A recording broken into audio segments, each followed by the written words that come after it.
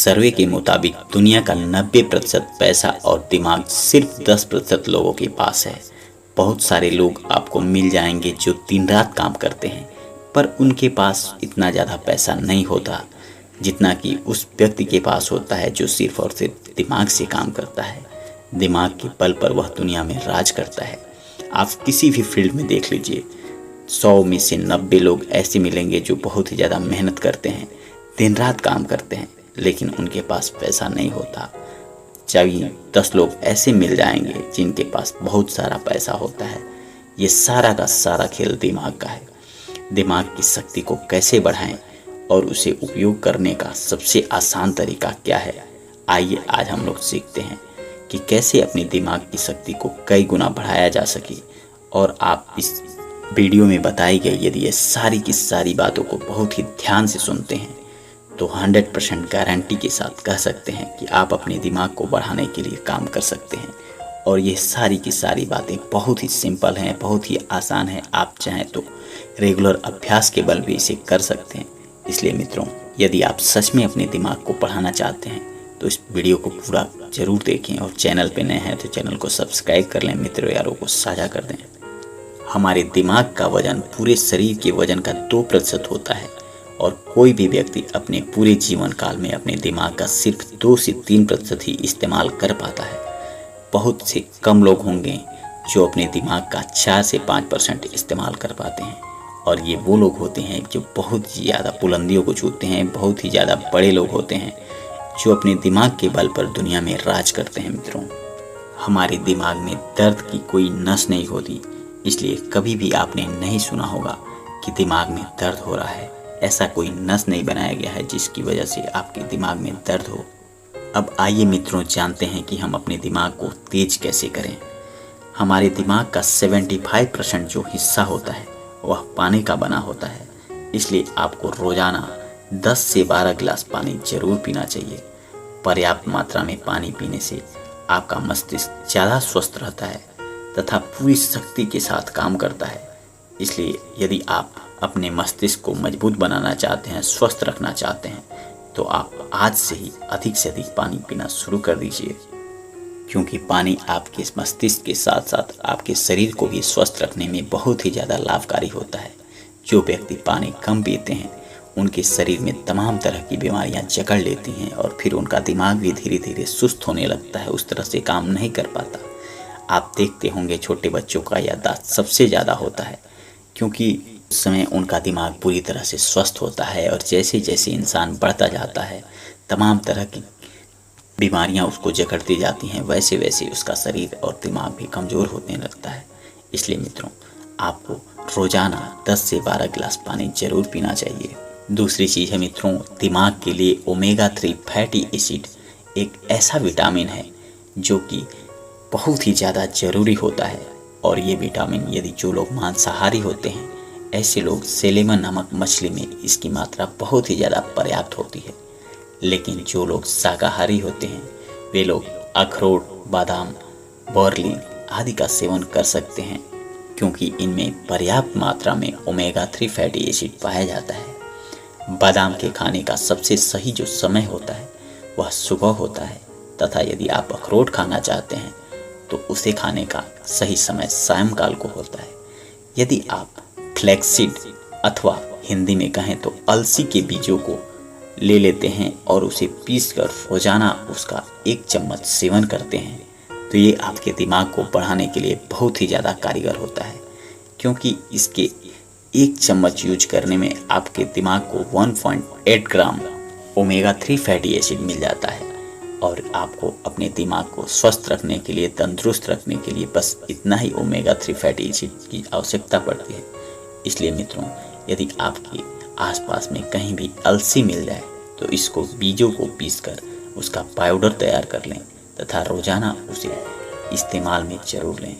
तीसरी बात है मित्रों, यदि हमारे शरीर में सबसे ज़्यादा ऑक्सीजन की कहीं ज़रूरत पड़ती है तो वो है मस्तिष्क को, और मस्तिष्क को सबसे ज़्यादा ऑक्सीजन की यदि ज़रूरत पड़ रही है और उतना पर्याप्त मात्रा में यदि उसे ऑक्सीजन नहीं मिल पा रही है तो इससे भी आपके दिमाग पर बुरा असर पड़ता है।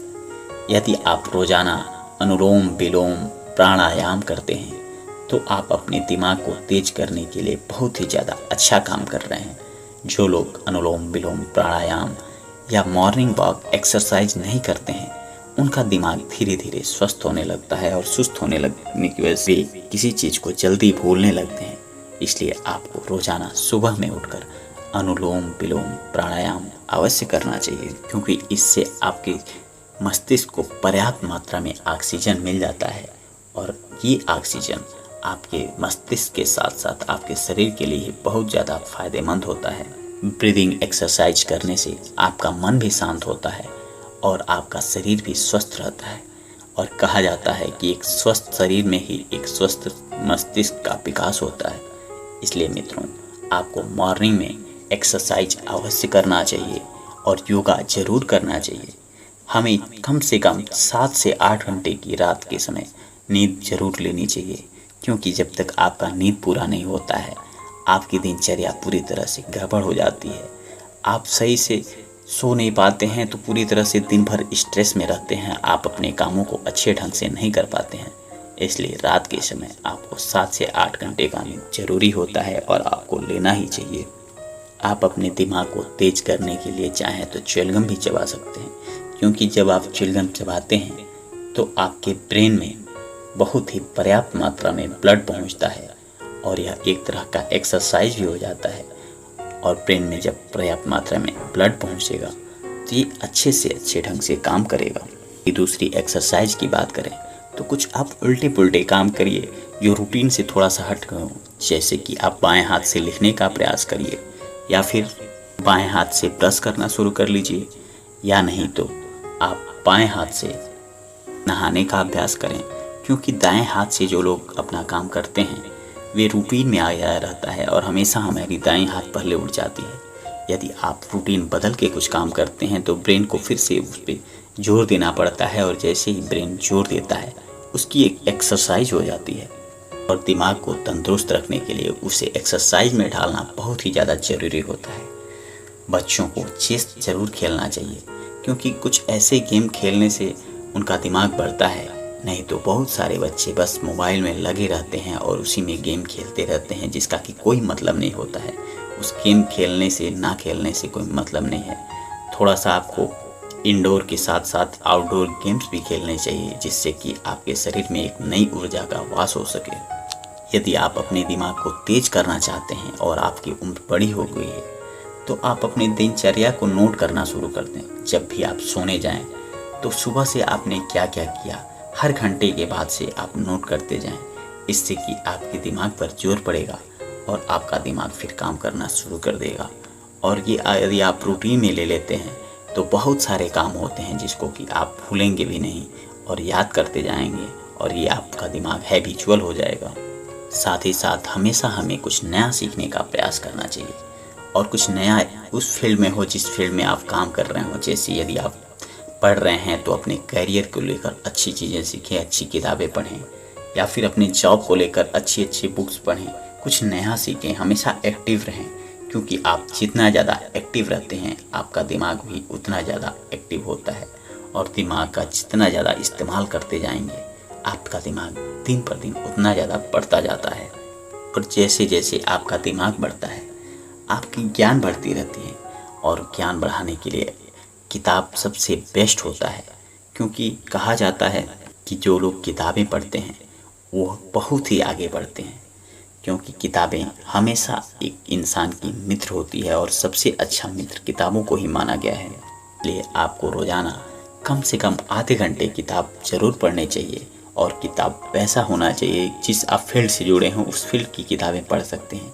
आप चाहें तो फ्री टाइम में छोटे छोटे बच्चों को भी कुछ समय के लिए ही सही उन्हें पढ़ाने का भी प्रयास करें, क्योंकि कई बार आप अपने रूट से हट के जब काम करते हैं तो आपके दिमाग को अलग काम करने की शक्ति मिलती है और आपका दिमाग तेज होता है। इसलिए मित्रों, ये जो भी बातें बताई गई हैं यदि आप इसमें से फॉलो करते हैं और इन्हें अपनी दिनचर्या में शामिल कर लेते हैं, ये एक बार में नहीं होगा लेकिन धीरे धीरे ही सही यदि आप इसको फॉलो करना शुरू कर देते हैं, अपनी दिनचर्या में शामिल कर लेते हैं, तो इससे आपको जीवन जीने में बहुत ही ज़्यादा आसानी हो जाएगी। आप अपने दिमाग को बढ़ा लेंगे और आपकी लाइफ बहुत ही ज़्यादा आसान हो जाएगी। जैसे ही आप एक सिस्टमेटिक लाइफ जीना शुरू कर लेते हैं, आपका दिमाग भी बहुत ही अच्छा होने लगता है और फिर लोग आपकी बातों को सुनते हैं, आपसे सीखने का प्रयास करते हैं। इसलिए हमें ऐसा ज़रूर बनना चाहिए कि लोग आपको देखें, लोग आपसे सीखें और आप लोगों के लिए इंस्पायरेशन का काम करें। तो मित्रों, उम्मीद करता हूँ आज का ये वीडियो आपको अच्छा लगा होगा। फिर मिलते हैं एक नए वीडियो के साथ। तब तक आप स्वस्थ रहें, मस्त रहें और अपने लाइफ को काफ़ी आसान बना लें, जिससे कि आपको जीवन जीने में आनंद मिले।